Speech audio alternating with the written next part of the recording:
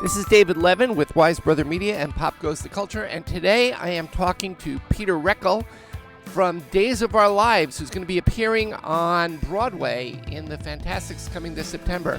Hey, Peter, thanks for joining me today.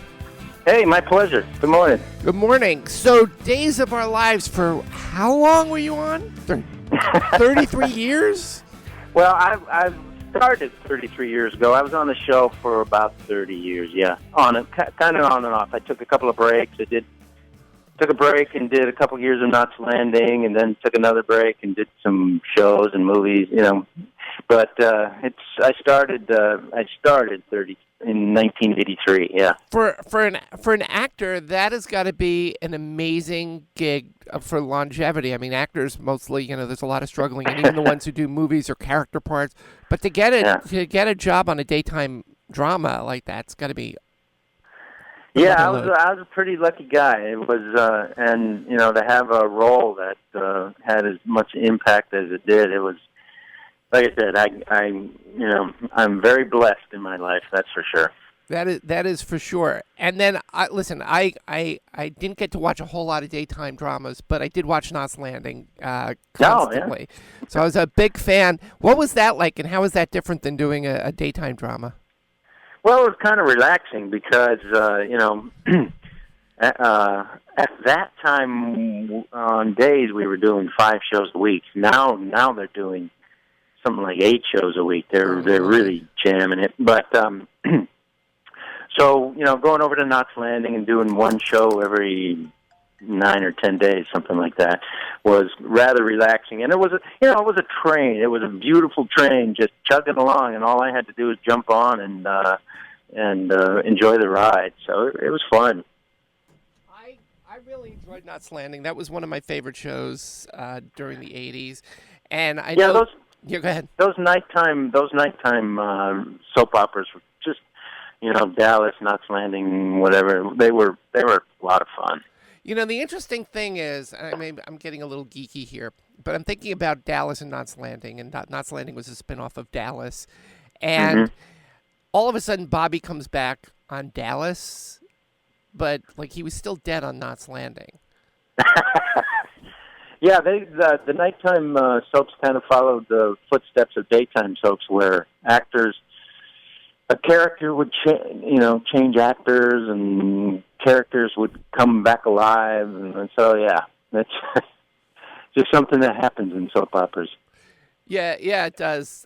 So now you're going to be coming to Broadway in a show that you've done before. It's a classic show called The Fantastics. Tell me about how that came about. Well, when I did As the World Turns for a couple of years when I was in New York, and when I finished that, the actor who was playing the boy in the Fantastics at the time on Sullivan Street was taking his vacation, and they needed somebody to fill in. So I did 2 weeks of the Mute, which is one of the characters, and then 2 weeks of the boy back then when I was a baby, and it was a great time to be in a show that was making history. It was the longest running musical in New York or in the world, basically. Yeah.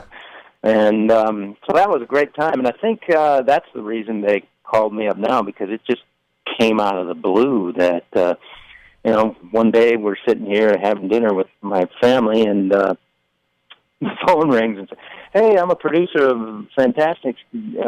Just wondering if you wanted to come in and play El Gallo." And when I was playing the boy, looking at that role of El Gallo, like, whoa, that's a cool role. Someday I want to play that. And then, bam, there it is in my face. And I hadn't been on the boards in 20 years. I hadn't been on stage in front of a live audience in a couple of decades. So it was a decision that took a couple of days to make, and inside me, I'm kind of excited, kind of scared, a little nervous. Yeah. Getting those juices going. It's going to be fun. That's going to be great for you. For you. Now, okay, which do you think is more challenging? You haven't been back on stage in a while, but which would you say is probably more challenging, doing a stage show or doing a daytime soap. On one hand, you got to learn lines, learn them quickly, and then forget them. On the other one, you got to do the same lines over and over and over every single night. Yeah. Well, I think just getting the show up up and running and stuff. It's a bit more challenging when you've got a stage show because I only have a week of rehearsals before I'm up and going. I go there. I go there on a Monday, and then the following Monday, I'm singing in front of a live audience. And plus, I've got the added pressure of not having sung or been in front of a live audience in 20 some odd years. So, it's like I said, it's exciting and it's scary. But I don't, they're just comparing apples and oranges. They're two very different things, and even the acting part is the same, and the pretend. I guess it's just pretend. I get to be up there and pretend to be this pretty suave El Gallo. El Gallo is such an iconic part, and it's such a fun part for any actor to play. And again, you're sort of going through the actor's evolution, aren't you? I mean, you started out as the young character, now you're playing El Gallo, and then you said earlier, one day you'll play the dad. Yeah, and I'll end up playing all the male roles in the show. I'll play the two dads, which are the comic relief in the show, which would be fun, and then the old actor. I don't know if I'll ever play the Indian. No, well, chances are not. But the play is still, it had a very brief period where it was not running. It was the longest running show on Broadway. Then it went off for a while, and then somebody said, no, we have to have it. We can't have it not running. So Right. Yeah, was it not running for 6 years or something like that? Something like that. It seemed like it was just a blip. You can go see the Fantastics anytime, but only. So how long are you going to be in the show? Only 3 weeks. I open on the 5th of September, and I'm there for 3 weeks. And I believe they're just changing out actors in that role, so I'm there for the interim. Very nice, kind of a guest star. Yeah. Very nice. Now, you were talking earlier, I heard you talking earlier to some folks about why you left Days of Our Lives to begin with, and I found that very intriguing. You want to tell me about that? Yeah. First of all, I got to just say that I'm a very, very lucky man to have done that role of Bo and be on Days of Our Lives for as long as I was, and have the writers write such amazing material for me. And, and then on daytime TV, a few years ago, when you're more mature, you kind of step to the back and support the younger actors and their storylines and stuff.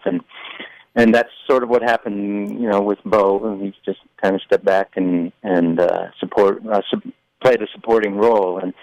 And my wife would call me and say, "Hey, our daughter just had her first step, or she had her first this, or her first that." And this kept happening to me, and I was weighing on one hand, missing my daughter growing up, and on the other hand, coming in and supporting these other people. And after I thought about it a little bit, I was like, you know what? I don't want to miss my daughter growing up. And as lucky as I was to have Bo Brady in my life, I'm even much more lucky to be a dad to an 8-year-old right now who's just astounding, and be part of her life and not miss those magical moments. It makes a huge difference in her life, I'm sure, and in your life as well. Yeah, it certainly does. So do you think Bo will ever sort of find his way back? I know that your character has been passed away, as it were. Yeah. You think he'll find a way back?